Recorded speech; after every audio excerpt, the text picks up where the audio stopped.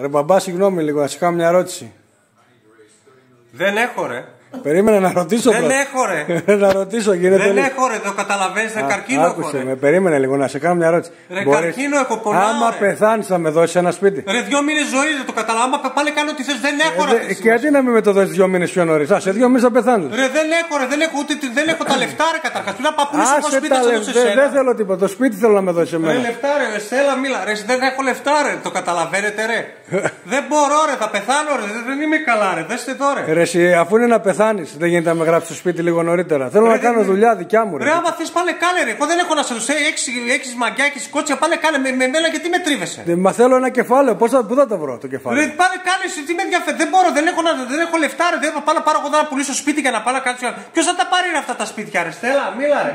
Ποιος θα τα πάρει ρε αυτά τα σπίτια ρε. Ο κόσμος λεφτά δεν έχει ρε. Ρε έχουνε ρε. Αυτοί που θα θέλω εγώ να τα. Ποιο με το κι άμα ήταν σύμμαγκες δεν θα πάει να τα πάρει άλλο εκείνα τα σπίτια. Εσύ θα πάει να τα πάρει. Να προλάβουμε τώρα που προλαβαίνουμε. Ρε χερικό δεν κάνουμε στο μαγαζί ρε. Δεν έχω όλη καλαμαριά ρε. Δεν δουλεύει ρε. Μια μέρα και μόνο οι κρέμες δεν δουλεύουν δίπλα ρε. Για αυτές τις κρέμες που τα έχουν. Αυτή πώς δουλεύει ρε. Έχουν το 50 καριόλους έχουν να το δώσουν ρε άτιμες. Πού τα βρίσκουν δεν ξέρω κι εγώ ρε. Να Στέλλα ρε.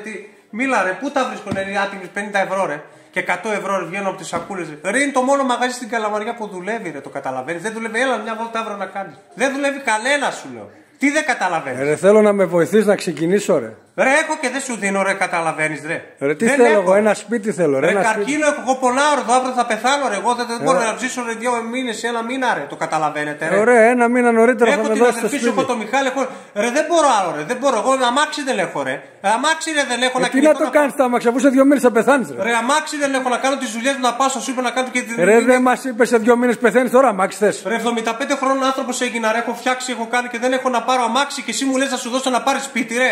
Ρε Στέλλα μίλα ρε, σε παρακαλώ, δεν κουράστηκα ρε. Ρε τι να το κάνεις τα αμάξι, αφού σε 2 μήνες πεθαίνει μάλλον καρκίνο δεν επισέχεις.